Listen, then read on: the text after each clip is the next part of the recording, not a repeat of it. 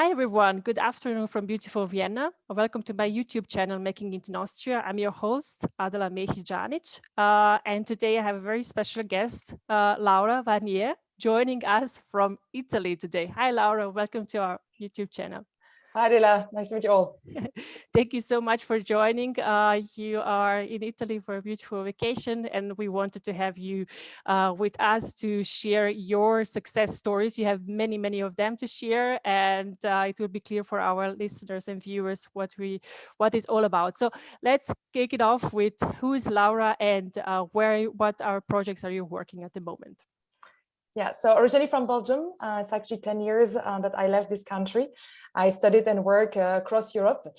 I started my career actually at HelloFresh in Berlin and then at Google in Dublin. And I moved to Austria 5 years ago. I started working in the telecom industry and then in an agency where I built actually a department for performance marketing. And 2 years and a half ago, I joined at that time very small startup and now pretty recognized in the edtech industry. So GoStudent, a company that does actually online tutoring.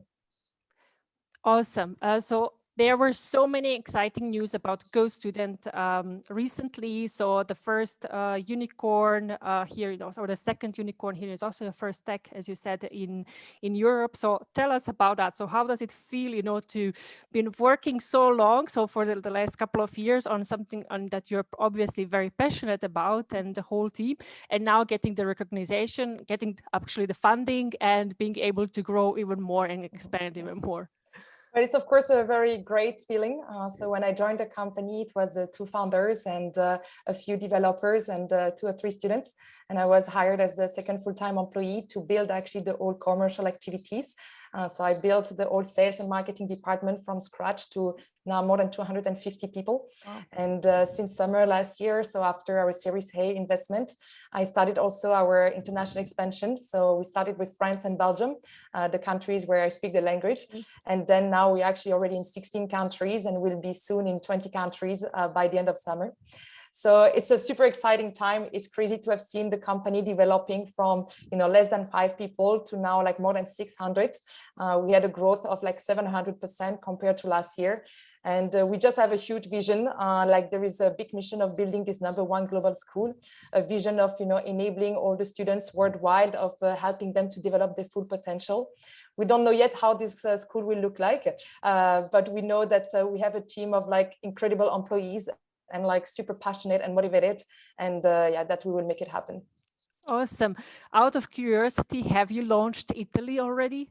We have launched Italy already. We have launched it in February, if I'm not wrong, and it's actually developing very well. So a lot of expectation from there. And for our viewers who are thinking maybe to move to Austria and looking for a job, so are there any certain profile of people that you're looking for, or how people can get in touch with you guys? Yeah. I mean, first of all, I would say it's like Vienna has been developing quite a lot in the past 2 or 3 years. So I mean, when I joined there 5 years ago, being actually a non-German speaker was kind of not an easy path, mainly when you work in sales and marketing. But now, I mean, the startup industry is developing more and more, and the startup are much more, I would say, open-minded now. So with COVID, it's like working remotely, different languages. So that's quite a very nice time to actually to enter the Vienna and to look for jobs there. We also have like 2 unicorn startups in Austria, so Bitpanda and ourselves, and we are recruiting people from across the world. There are a lot of functions in a lot of departments where actually the language doesn't make always like a big difference. So for example, I mean, I'm leading the marketing team right now. We have people from India, from Denmark, we have people from Brazil, some people from also Eastern Europe, so from every side of the world. And what we are looking for is expertise in certain areas, but also mainly like a kind of a profile, like a personality. So I like to hire people who actually are different and who bring something on the table. For our listeners, so who is the GoStudent for? So is it for like myself, where I can learn new skills, or is it for students at university or kids in school? So GoStudent is enabling kids and teenagers, so from the age of 6 to 19 years old. So we are there actually to support them after school, so helping them with their homework, but also preparing for exams. Sometimes just, there are some of the parents who are actually mainly the people we're in contact with, who come to us because the kid has difficulties at school. Some others because they want to really like make sure that the kid can enter maybe the best university or like reach their dream. So we have really different profiles, but we really focus on the K-12 education system. Cool. So I just wanted to let you know that you are my first Chief Growth Officer guest on my YouTube channel. Fancy titles. It really is. It's a really fancy title. So how does it feel to be Chief Growth Officer? Well, when you work in a scale up, I would say that everyone in the management team is focused on growth. But yeah, it's a very I started with building the whole commercial activity that was our source of growth, then our international expansion. Now it's also focusing a lot on marketing, on generating leads for our sales team. So then we can convince a lot of parents worldwide. I would say this title sometimes it's actually a very broad title, which gives me also a lot of creativity and kind of a big room to decide what I can do and how I can impact the company. Awesome. Thank you, Laura, for sharing. And I hope this short interview with you helps you achieve your growth going forward and that more people will join your platform. I'm really happy to have you on board. As we have short on time, so we have a cut at 6 p.m. Let's pivot to your journey to Austria and maybe sharing your best tips that help you out to, find friends here, find a job, be part, feel like you're active, that you're contributing to society, feel like home, if I may say in that way. For me, one tip I would say is that see every challenge as an opportunity. So it's true that when you're actually a non-German speaker, for example, and you enter Austria, it's more difficult to get a job. But at the same time, you bring something different on the table. So GoStudent, we would not have been able to internationalize so quickly a year ago if actually I would not have started in the company and built everything in English. So for us, it was challenging for me, of course, but it was a great benefit for the company. And I proved to the company that it was adding value to have a non-German speaker in the team. Second thing that I would really advise is really care about the people around you. So actually, when I joined Austria, so it's thanks to a colleague that I met when I was at Google that I got my first job, and then my second job, and also my third job.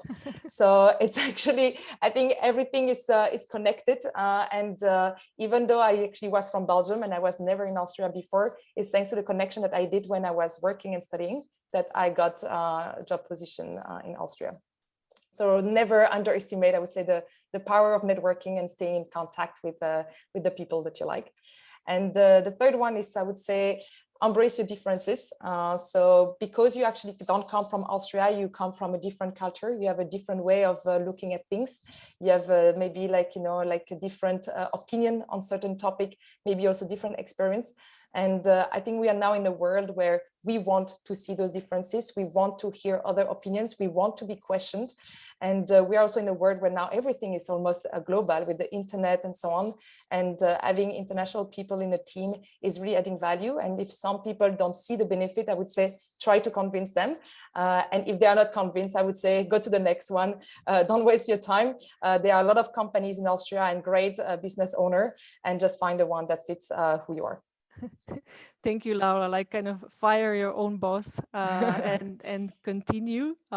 Thank you so much. You mentioned a little bit about networking, and it's very much similar story that I had with other people that I have interviewed here. Just like getting in touch with people, it's really, really, really helps, and building that network and staying in touch. How about mentoring? Are you yourself a mentor or a mentee within the company as well as outside of the company? Yeah. So I've tried actually once mentoring because I was curious. To be honest, it's not my cup of tea. So I think it works for some people. For me, I'm more like, I think it's learning more on the job. I'm someone who wants to ask questions, to talk to people who have experienced what I have lived, but more every time that I have kind of a problem. So I prefer to actually have a big community of experts that I can talk to for a certain topic, rather than having a generalist, more like general mentor or coach to help me. I would say also, like, for me, reading is also very important. So like I like to read books about self-development to try to actually help me to question things, find my own answers, and move on. Awesome. Now you come to the last question. So before we wrap up, so what are you reading? Which books or book would you like to recommend to our listeners? So I actually read 2 books right now. So one more on the really professional side, that's called Building a Story Brand. I would say there is not like from that book, it's written by Donald Miller. You don't actually have like, it's not a book where you will find crazy ideas, but this is a book that kind of creates a framework to build actually a brand and a story around it. And I'm someone who is very structured, so sometimes I also need to have, in order to clear my mind and to have it all my ideas structured.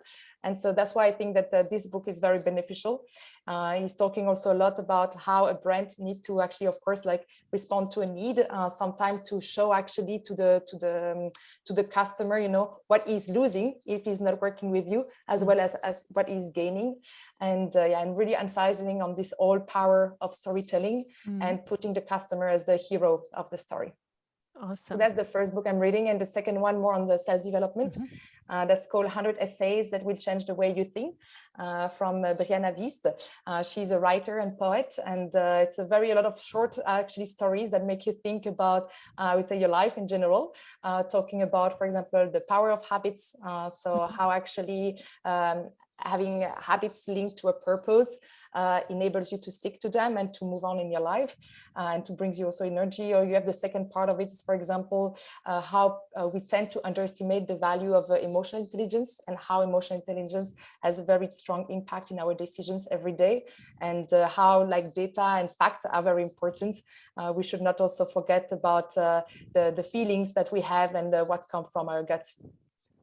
Thank you, Laura, so much. I will link these books to it, and I will as well link your LinkedIn profile for our listeners to get in touch with you, as well the GoStudent webpage. Thank you so much for this energetic conversation, and the insights that you gave about your job, and as well about what you're doing and how was your journey to Austria. What I can read from it is very, very positive, so very bright, very optimistic. So I'm really, really happy to have had you as a guest today.